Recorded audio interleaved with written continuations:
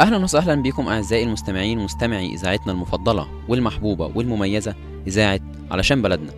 مستمعين الكرام، من يفقد ثروة يفقد كثيرا، ومن يفقد صديقا يفقد أكثر، ولكن من يفقد في قلبه حب الله عز وجل وحب الحبيب المصطفى صلى الله عليه وسلم يفقد كل شيء.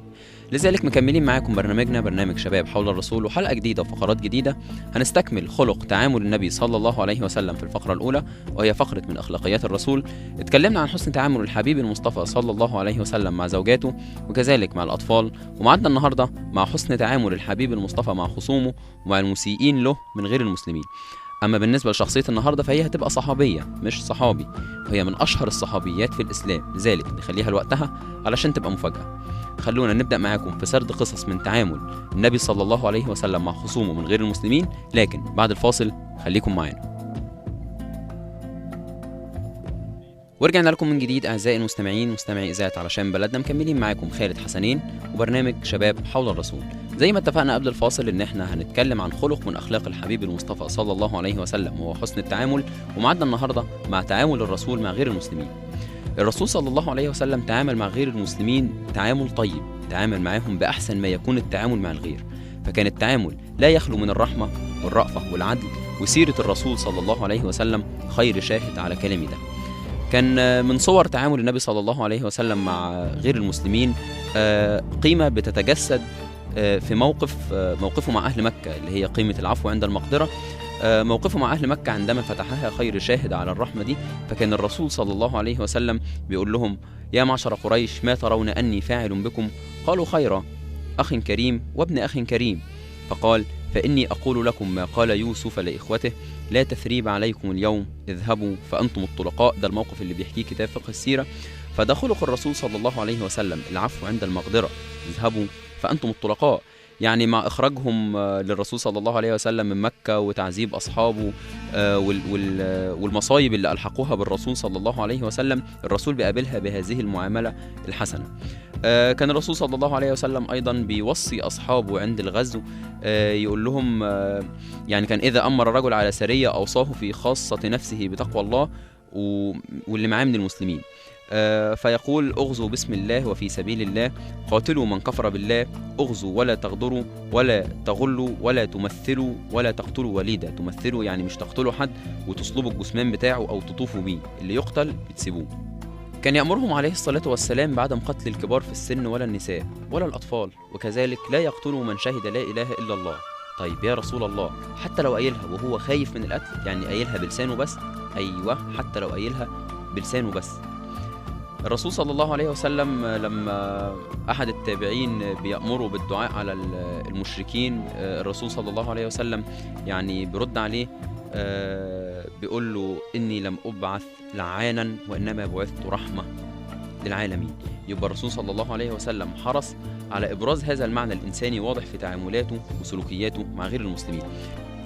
كذلك في الحديث الثابت عن النبي صلى الله عليه وسلم، الحديث اللي بيبرز قيمة النفس الإنسانية، الرسول صلى الله عليه وسلم بيقول: إذا رأيتم جنازة فقوموا حتى تمر. فمرت جنازة به في ذات يوم فقام، فقيل له: يا رسول الله، إنها جنازة يهودي. فقال: أليست نفسا؟ فالنبي صلى الله عليه وسلم كان أيضا ربما عاد بعض المرضى من غير المسلمين، فقد زار النبي صلى الله عليه وسلم أبا طالب وهو في مرضه، كما زار الغلام اليهودي اللي اتكلمنا عنه في الحلقة اللي فاتت لما مرض، كما حرص أيضا على القيام بحقوق الجوار، فقال: خير الأصحاب عند الله خيرهم لصاحبه، وخير الجيران عند الله خيرهم لجاره. فشمل في حديثه كل جار حتى ولو كان من غير المسلمين. عايزين نتوقف عند مبدأ مهم جدا أسسه النبي صلى الله عليه وسلم في الصحابة من حيث التعامل مع غير المسلمين، وهو مبدأ لا إكراه في الدين.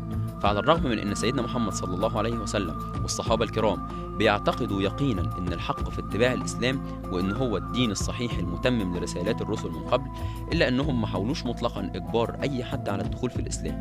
القرآن بيوضح ده، فبيقول ربنا عز وجل في القرآن: لا إكراه في الدين قد تبين الرشد من الغي. فما فيش إرغام لأحد على الدخول في الإسلام، حتى لو كان المرغم ده أب يريد الخير لأبنائه، وحتى لو كان المرغم ده ابن لا يشك في شفقة أبيه. يعني حتى الرسول صلى الله عليه وسلم نفسه نهى عن إكراه الناس للدخول في الدين، فقال عز وجل: ولو شاء ربك لآمن من في الأرض كلهم جميعا أفأنت تكره الناس حتى يكونوا مؤمنين. كذلك الإسلام لم يكتفي بمنح الحرية لغير المسلمين في البقاء على دينهم، بل أباح لهم ممارسة الشعائر وحافظ على أماكن عبادتهم. فكان النبي صلى الله عليه وسلم بينهى أصحابه عن التعرض لأصحاب الصوامع اللي هي دور العبادة، ولم يتعرض يوما لدار عبادة لغير المسلمين. واللي فهم المعنى ده كويس جدا الصحابة والخلفاء من بعده، لذلك كان بيوصوا القادة العسكريين بعدم التعرض لدور العبادة لا بالهدم ولا بالاستيلاء، كما سمح لهم بإقامة الحياة الاجتماعية وفق المفاهيم الخاصة، يعني مثلا زي الطلاق زي الزواج لغير المسلمين في بلاد المسلمين، إن هم يمشوا الأمور دي على حسب ديانتهم أو على حسب معرفتهم. في بعض القيم اللي أرساها الحبيب المصطفى في التعامل مع غير المسلمين، مثلا قيمة العدل مع الآخر. الرسول صلى الله عليه وسلم أمر بالعدل بين الناس جميعا، مسلم وغير مسلم، زي ما جه في القرآن: إن الله يأمركم أن تؤدوا الأمانات إلى أهلها وإذا حكمتم بين الناس أن تحكموا بالعدل. سيدنا محمد طبق الآية بكل تفاصيلها، فكان بيمارس العدل بجميع الصور. فهذا هو خلق الحبيب المصطفى صلى الله عليه وسلم. سيرة الرسول صلى الله عليه وسلم مليئة الكثير من تعاملاته مع غير المسلمين، فتلاقيها قائمة على العدل والرحمة والعفو والتسامح والدعاء لهم بالهداية. صلاة وسلاما عليك يا سيدي يا حبيبي يا رسول الله. كده تنتهي أول فقرة من فقرات برنامجنا. معانا دلوقتي الصحابية الجليلة السيدة أسماء بنت أبي بكر، لكن بعد الفاصل خليكم معانا. ورجعنا لكم من جديد أعزائي المستمعين ومستمعي إذاعة علشان بلدنا، مكملين معاكم خالد حسنين وبرنامج شباب حول الرسول. معانا تاني فقرة من فقرات البرنامج. حبينا ننوع، ما نجيبش كله شباب من الصحابة، حبينا نجيب شباب وكذلك صحابيات. فجبنا النهاردة السيدة أسماء بنت أبي بكر الصديق. السيدة أسماء بنت أبي بكر ذات النطاقين اللي قال لها الحبيب المصطفى صلى الله عليه وسلم: أبدلك الله بنطاقك هذا نطاقين في الجنة. السيدة أسماء بنت أبي بكر أمها كانت قتيلة بنت عبد العزى، قرشية من بني عامر من بني لؤي. أسماء هي والدة سيدنا عبد الله بن الزبير وزوجة سيدنا الزبير بن العوام رضي الله عنهم أجمعين. طبعا قصة ذات النطاقين تتلخص في أن الرسول صلى الله عليه وسلم لما أراد الهجرة مع سيدنا أبو بكر الصديق، جهزت السيدة أسماء ليهم الطعام، فاحتاجت لشيء تربط بيه أو تشد بيه الطعام، فشقت خمارها نصين، شدت بنصه الطعام والعدة واتخذت النص التاني ليها. فقال الرسول صلى الله عليه وسلم: أبدلك الله بنطاقك هذا نطاقين في الجنة. فقيل لها من بعدها ذات النطاقين. وطبعا عندما تذكر السيدة أسماء بنت أبي بكر لازم طبعا يذكر معاها دورها في الهجرة. نقول دورها في الهجرة إنها لعبت دور كبير جدا جدا جدا في هجرة النبي وأبوها سيدنا أبو بكر الصديق، فهي كانت بتحمل ليهم الطعام والمؤنة، وأكيد طبعا نالها من الأذى زي ما نال غيرها من الرجال والنساء، ولكنها صبرت واحتسبت. فتقول رضي الله عنها: لما خرج رسول الله صلى الله عليه وسلم وأبو بكر رضي الله عنه أتانا نفر من قريش، يعني مجموعة رجالة من قريش فيهم أبو جهل بن هشام، فوقفوا على باب بيت أبي بكر، فخرجت السيدة أسماء ليهم فقالوا: أين أبوك يا بنت أبي بكر؟ فقالت: لا أدري والله أين أبي. قالت: فرفع أبو جهل يده وكان فاحشا خبيثا، فلطم خدي لطمة طرح منها قرطي. يعني السيدة أسماء وقفت رضي الله عنها في وجه البغي والطغيان، ولم تفشي سر الرسول صلى الله عليه وسلم ولا سر أبوها. وده درس عظيم لازم كل بنت أو أم أو شابة تتعلمه، وهو إن كتمان الأسرار من أقوى أسباب النجاح وأدوم أحوال الصلاح. السيدة أسماء كان ليها دور مهم وعظيم في بيتها، حيث ترك سيدنا أبو بكر الصديق باباه سيدنا أبو قحافة شيخ كبير ضرير أي أعمى، وخرج سيدنا أبو بكر مهاجرا بكل ماله في سبيل الله. فيقول أبو قحافة لأسماء: ماذا ترك لنا أبو بكر؟ فتأخذ ظرف وتملأ حجارة وتحركه وتقول: ترك لنا هذا المال الكثير. فأراد الشيخ أن يحمل الظرف فبلاقيه تقيل، فيقول: هذا مال كثير، فمن تركه لا عليه أن يسافر ويخاطر. فتقول السيدة أسماء: والله ما ترك لنا شيئا ولكني أردت أن أسكن الشيخ بذلك. يعني هي استخدمت رضي الله عنها فطنتها وعقلها لتستر أمر أبيها وتسكن قلب جدها الضرير وتخفف من حزنه. سيدنا أبو بكر هاجر في صحبة الحبيب المصطفى صلى الله عليه وسلم لم يترك في بيته أي شيء من متاع الدنيا، إلا أنه ترك لهم إيمانا لا تزلزله الجبال ولا تحركه العواصف ولا يتأثر بقلة أو كثرة المال. ورثهم يقين بالله وثقة لا حد لها. طيب، دور السيدة أسماء ما توقفش على الهجرة بس، ده كان لها دور عظيم جدا بعد الهجرة. بعد هجرتها كان الشخص فعال في دعوة وتعليم النساء في المدينة.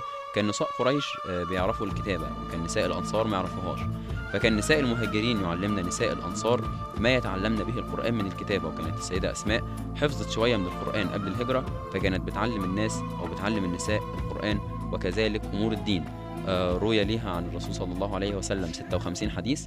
كذلك روى عنها سيدنا عبد الله بن عباس وابناها عبد الله وعروة ابن الزبير. السيدة أسماء كزوجة تزوجت من الزبير بن العوام، وما كانش يملك وقتها ولا خادم ولا أموال إلا فرس له، فكانت هي بتعرف الفرس وبتكفيه مؤنته، كانت بتدق النوى وبتنقله من أرض الزبير لغاية ما أرسل ليها سيدنا أبو بكر خادمة، فكانت بتشيل عنها عبء الفرس أو سياسة الفرس.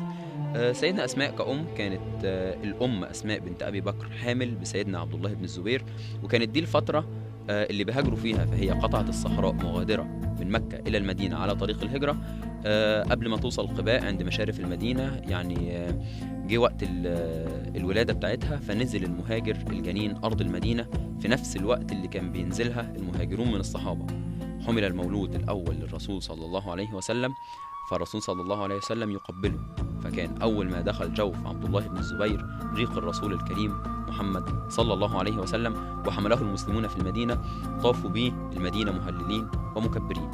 آخر مشهد من حياة السيدة أسماء بنت أبي بكر بتضرب أروع الأمثلة في الصبر. مش هقول وهي شباب، لا، ده وهي عندها 97 سنة، لما سيدنا عبد الله بن الزبير قتل في عهد عبد الملك بن مروان على إيد الحجاج بن يوسف الثقفي.